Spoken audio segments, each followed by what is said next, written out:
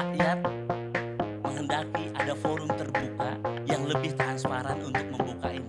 Dengan cara apa? Memang salah satunya hak angket. Jadi haram hukumnya kita dipimpin oleh orang yang mendapatkan kekuasaan dengan cara curang, ketidakbenaran, dan hal-hal yang merusak demokrasi kita. Karena kita tidak ingin negara ini menjadi negara otoriter kembali. Kita butuh perlawanan agar demokrasi kita tetap tegak. Oke, kita lanjut. Di video kali ini kita tidak membahas tentang Rohingya. Rohingya ada di sesi yang berbeda nanti, di video yang lain.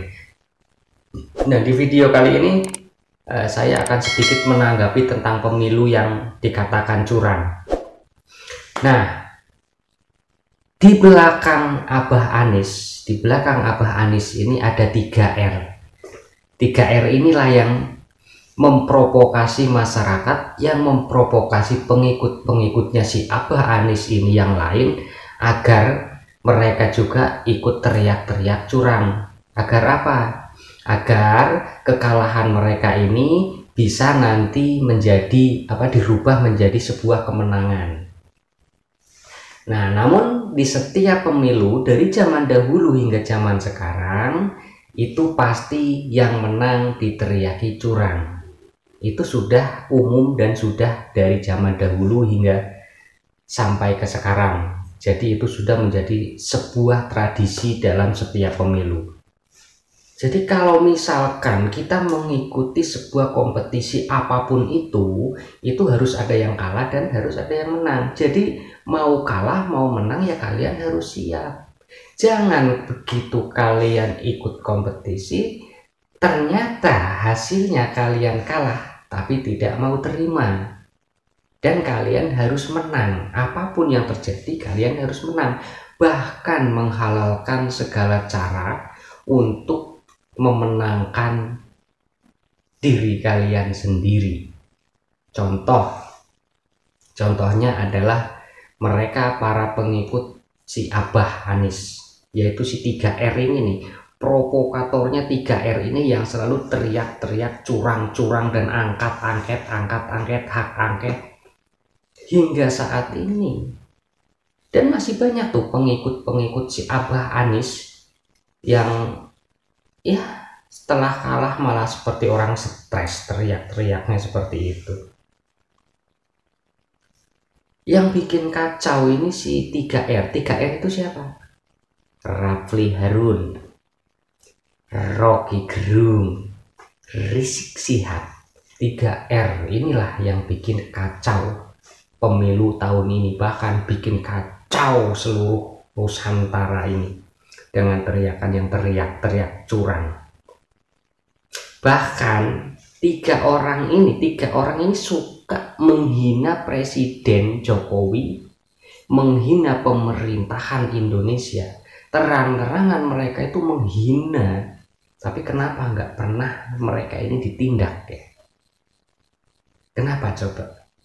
Sudah jelas-jelas banyak di media sosial, tersebar di media sosial bahwa mereka ini, 3 orang ini suka menghina presiden. Kenapa sih nggak pernah ditindak ketika mereka itu menghina? Berbeda dengan rakyat-rakyat yang kecil, ngucap sedikit aja seperti penghinaan langsung ditangkap. Ngucap sedikit salah tentang agama, mereka teriak-teriak penistaan dan langsung ditangkap, dipenjarakan. Coba orang-orang yang besar-besar seperti 3R ini ditindak juga, jangan dibiarkan. Jadi sebagai contoh untuk rakyat-rakyat yang kecil tidak berani menghina lagi kepada presiden dan negara ini, nggak berani lagi menghina ke pemerintah. Lah ya, orang yang besar-besar yang ternama seperti ini menghina seenaknya nggak ditindak, wajar dong kalau yang kecil-kecil rakyat-rakyat biasa berani menghina. Dan bahkan si Rafli Harun ini menginginkan pemilu ini diulang, yaitu pesertanya hanya 03 dan 01, 02 dicoret. Karena apa? Dia sudah tahu kalau diulang ketiganya tetap mereka akan kalah, bahkan suaranya akan turun lebih jauh. Makanya mereka teriak-teriak curang agar 02 ini didis.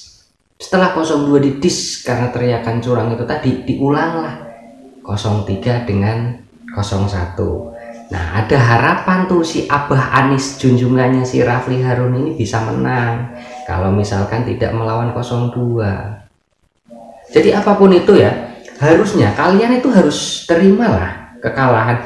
Ini sudah jadi pilihan masyarakat, pilihan warga Indonesia. Kenapa kalian tidak menerima itu? Kalau kalian tidak siap kalah, jangan ikut nyapres. Selesai perkaranya. Lalu teriakan mereka untuk hak angket dan curang-curang dibantahlah oleh Prof. Yusril. Nah, seperti apa bantahannya Prof. Yusril kepada mereka sehingga membuat si Rafli Harun hanya angah ini tidak berdaya? Ini dia jawaban dari Prof. Yusril.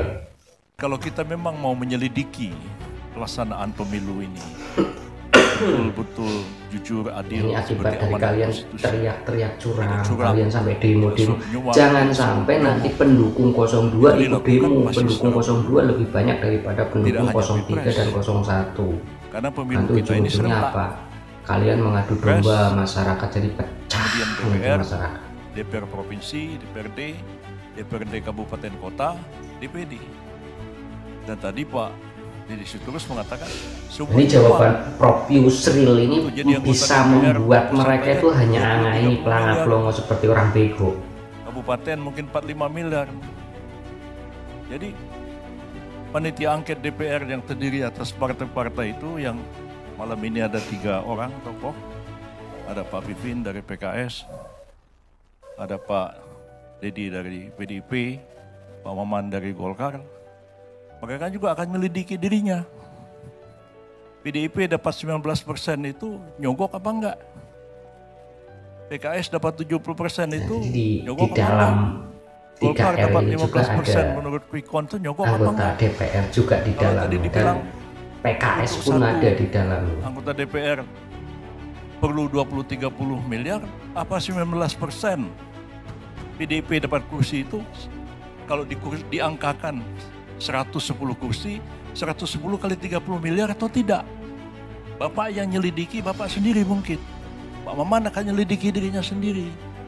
Lalu apa orang mengatakan ini cuma dagelan aja ini angket ini? Nah, jadi mereka sudah kepentok nih. Mungkin salah ngomong kali ya yang anggota DPR itu. Yang mengatakan untuk menjadi anggota DPR saja harus mengeluarkan biaya miliaran, bahkan sampai 30 miliar. Dia nggak menyadari bahwa dia itu anggota DPR. Apakah dirinya sendiri juga melakukan suap, nyogok juga seperti itu? Coba, kalaupun memang dirinya sendiri itu tidak nyuap, dia mengatakan bahwa yang lain itu nyuap, harusnya disertakan dong buktinya, diusut tuntas dong siapa yang menyuap. Kalau memang ada buktinya, kenapa nggak diusut? Kok cuma teriak-teriak dari anggota dewan dari kabupaten, provinsi ke RI, ada beda-beda tingkatan uangnya. Ini kan berarti dia sendiri mengatakan dirinya sendiri. Makanya Prof. Yusril mengatakan dia akan menyelidiki dirinya sendiri. Kan sudah nggak bisa jawab kalau seperti itu. Oke, mungkin seperti itu saja. Kita lanjut ke video-video lain nanti di video berikutnya.